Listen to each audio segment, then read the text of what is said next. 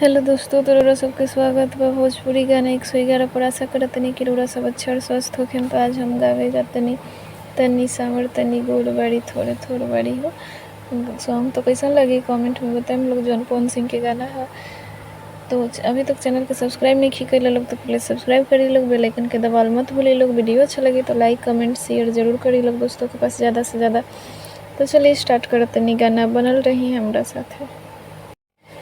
तनी सांवरे तनी गोरे बहुते बाड़ियो बेजोड़, तनी सांवरे तनी गोर बहुते बाड़ियो बेजोड़। उनकर अइला से बदल जाई हमार दुनिया, उनकर अइला से बदल जाई हमार दुनिया। जहिया हमरा घरे आई है ओ हमार धनिया, जहिया हमरा घरे आई है ओ हमार धनिया। मुखड़ा त लागे जैसन टुकड़ा चांद के, मुखड़ा त लागे जैसन टुकड़ा चांद के। उनका पाके मिल जाई खुशियाँ जहान के, हो अवतार जिंदगी में उले के बहार हो। जी भर के करब हम उनका से प्यार हो।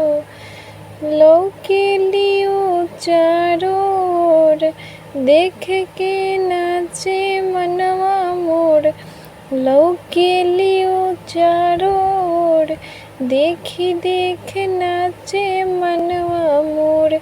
जाने मारेला हो कर चेहरा के पनिया, जाने मारेला हो कर चेहरा के पनिया।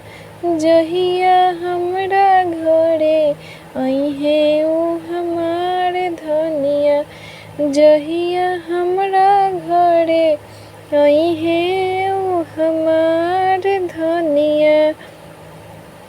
तो ये रहा दोस्तों सॉन्ग तनी सांवर तनी गोड़ बड़ी धनिया हमार। तो कैसा लगल है कमेंट में बताएम लोग। गाना जौन पवन सिंह के गाना है, पवन सिंह गईले बड़न।